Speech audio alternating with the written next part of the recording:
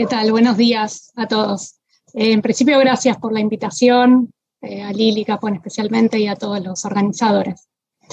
En primer término, y para presentarme, soy trabajadora telefónica de telegestión o tráfico, como se conoce acá, y actualmente soy prosecretaria de Asuntos Profesionales en FOETRA, el Sindicato de las Telecomunicaciones.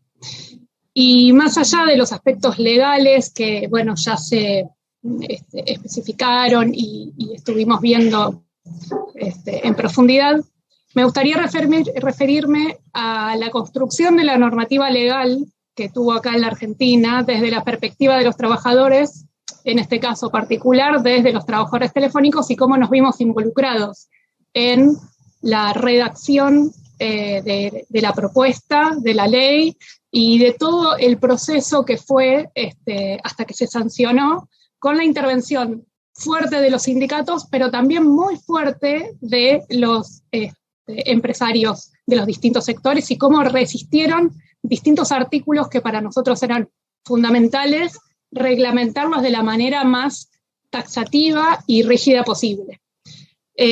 Siempre decimos que una ley, como el convenio colectivo, es el reflejo de la relación de fuerza en un momento particular, ¿no? Y en este caso, para nosotros, el tema del teletrabajo o trabajo a distancia no era un tema nuevo.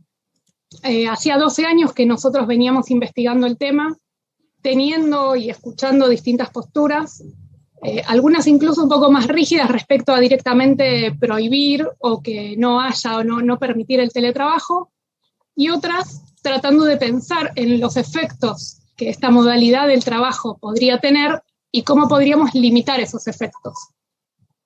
Formamos parte del equipo del PROPET, del Ministerio de Trabajo de Tomada, y a partir de esa experiencia firmamos una primera acta con la empresa Telecom, en este caso puntualmente, a modo de tener un primer diagnóstico y para ver cómo podía repercutir, por un lado, en la salud de los compañeros y las compañeras que realizaban esta tarea, y por otro lado también tener algunos datos de cómo podría afectar la organización sindical.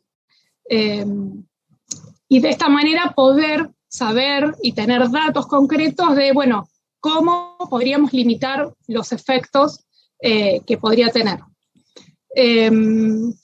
Nombro esta primera acta y este desarrollo casi embrionario porque me parece que fue un tema que nos sirvió como orientador general cuando se nos vino la pandemia encima, y quizá tareas o sectores que las empresas negaban rotundamente que se puedan hacer de manera remota, de una semana para la otra estábamos en nuestras casas atendiendo clientes. Pongo el ejemplo puntual y porque me parece que es elocuente y me toca muy de cerca, porque en el caso de los call centers, Telefónica puntualmente siempre se había negado y nos había dicho que había una imposibilidad técnica de que esta tarea se pueda realizar de manera remota. Bien, bueno, pandemia y ASPO de por medio, de repente estábamos todos en nuestras casas atendiendo a los clientes, ¿no? En esta primera etapa del ASPO, al inicio de marzo, abril, mayo, el 90% de los trabajadores telefónicos se encontraban haciendo teletrabajo. Solo lo que nosotros llamamos revisadores o reparadores de calle salían a trabajar.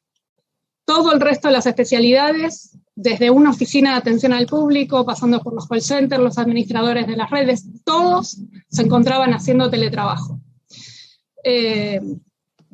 Y bueno, algo que nombraban también, algo que pensamos circunstancial, y por unos meses empezó a durar un poco más de lo previsto. Ahí fue que vimos necesario pensar en una ley, en un marco legal sobre el teletrabajo, pero pensar este marco legal desde las necesidades de los trabajadores y desde los riesgos que veíamos en estos 12 años desde que habíamos firmado esta acta con Telecom, los riesgos que nosotros veíamos y cuál podía ser el punto en el cual estos riesgos tengan el menor impacto posible. Leímos la legislación que había a nivel internacional, lo que se había escrito en ese momento, y realmente volvimos al acta del 2009 y pensamos que el orientador general de todo lo que teníamos que discutir tenía que ver con limitar el tiempo de teletrabajo en relación a poder establecer un régimen mixto o híbrido, como lo llaman ahora. que pueda intercalar días presenciales con días remotos. Y tan importante como esto, por supuesto, el mantenimiento de la oficina de asiento, de la presencia sindical. Luego también si se brindaba equipamiento ergonómico, las herramientas de trabajo, el pago por los gastos extras, si había voluntariedad y reversibilidad. Se hacía mención al derecho a la desconexión digital, que también con Telefónica teníamos un acta firmada en el año 2019, muy rígida y muy taxativa, que dice que no te pueden contactar por fuera del horario laboral. Para nosotros eso era un punto fundamental, porque todos sabemos lo importante de hacer cumplir y hacer valer la jornada laboral, y que mandar un mail, mandar un WhatsApp, pedir contestar una llamada es interrumpir el descanso. Entonces es no respetar la jornada laboral. Para nosotros, el derecho a la desconexión digital y la posibilidad de tener una jornada, un régimen mixto que intercale días presenciales con días de teletrabajo, eran la espina o la columna vertebral de lo que necesitábamos, entendíamos, como trabajadores, que regule el trabajo a distancia o el teletrabajo. Con estos ejes armamos un primer proyecto que sea, como decía, lo más taxativo, lo más claro y lo más rígido en relación a proteger los derechos de los trabajadores. Este proyecto fue presentado por diputados de origen sindical como Yasky y Matías Carro de la CTA, y con el aporte de los paritarios de FOETRA como Claudio Marín.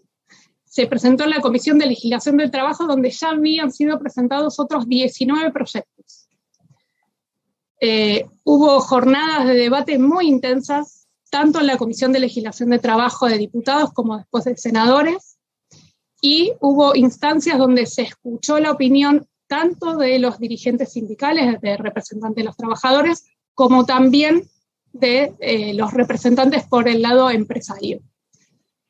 Finalmente se pudo lograr llegar a una síntesis, el proyecto se presentó, se sancionó tanto en diputados y senadores y se reglamentó, entró en vigencia ahora en abril. Yo creo que lo más importante de la ley es que da una gran importancia y mucho lugar a las discusiones convencionales dentro de cada actividad, a la negociación colectiva, como también decía la compañera de comisiones obreras, a la representación y a los derechos sindicales. Establece y estipula los mismos derechos para aquellos que realicen tareas presenciales como para aquellos que lo hagan de manera remota. Esto un poco retomando el tema de la discriminación. No puede haber discriminación en relación a los derechos, y tampoco, por supuesto, en relación a que en un mismo sector algunos puedan hacer teletrabajo y otros no. Establece que no puede haber un desmedro económico para ningún trabajador, y que los convenios colectivos son los que deben establecer la combinación entre prestaciones presenciales y por teletrabajo. Retomo una y otra vez este eje porque me parece que es, como decía, la columna vertebral que nos va a permitir después discutir todo el resto de los derechos y de las garantías que tenemos que tener. Establece taxativamente el derecho a la reversibilidad. Si un compañero quiere volver a trabajar, una compañera quiere volver a trabajar presencialmente, lo puede hacer. La voluntariedad firmada por escrito, la jornada de trabajo de manera muy taxativa y, como decía antes, el derecho a la desconexión digital. También tiene en cuenta las tareas de cuidado, e incluso en la reglamentación se puso que hay que propiciar que las tareas de cuidado sean compartidas entre las mujeres y los varones, pero sí establece que se puede tener en cuenta las tareas de cuidado en relación al desarrollo de la tarea en teletrabajo. Y por supuesto requisitos de salud, seguridad, el lugar de la superintendencia de riesgo de trabajo en relación al control de las posiciones de trabajo, el equipamiento y la compensación por mayores gastos. En relación a la compensación por mayores gastos, si bien no estipula cuánta plata o qué porcentaje, sí, otra vez, llama a que los sindicatos, la representación y los convenios colectivos puedan estipular la discusión con las empresas. Un punto aparte, merecería por ahí repasar la nota que el grupo de los empresarios presentaron después de la media sanción en diputados, muy enojados, con grandes preocupaciones, que era justamente lo que nosotros intentábamos regular. Justamente la desconexión digital una vez terminada la jornada laboral, y la posibilidad de reversibilidad eran 2 puntos que ellos remarcaban todo el tiempo, que no estaban de acuerdo que se ponga de una manera tan taxativa en la ley. También si un trabajador pedía volver a su lugar de trabajo de manera presencial, ellos no estaban de acuerdo con que estén obligados a darle nuevamente el lugar de trabajo. Siempre entendimos que ahí donde ellos reaccionaban eran donde nosotros más teníamos que prestar atención al derecho que había que defender. Luego de 1 año y medio de pandemia, los puestos de trabajo sufrieron muchas modificaciones. En nuestro caso, un 70% de los compañeros y las compañeras siguen desarrollando las tareas de manera remota, pero ahora tenemos un marco legal que nos permita sentarnos a discutir algunas de las condiciones de lo que se llama esta nueva normalidad. Entendiendo que ahora las empresas ya no aducen más limitaciones técnicas al teletrabajo o al trabajo remoto, lo que nos queda así es ponerle límites que tengan que ver con lo sindical, pero sobre todo con la salud de los compañeros y las compañeras. Ahí, como una de las conclusiones posibles de todo el recorrido que realizamos, es que entendemos que el eje, el vector que nos va a ayudar a implementar esta modalidad de trabajo es un esquema mixto, que regule algunos días de contacto presencial con nuestros compañeros, porque también es necesario evitar todos los aspectos relativos al aislamiento que produce trabajar solo. Y sobre todo, el aislamiento gremial y el debilitamiento de la herramienta sindical. Entonces ahí nos parece fundamental para todos los derechos que necesitamos regular de la manera tan taxativa y todo lo que falta, porque esto, como todos sabemos, no es una pelea que se dé de una vez y para siempre, sino que todos los días tenemos que pelear para que los derechos se sigan respetando, para que los compañeros sigan participando de todos los ámbitos.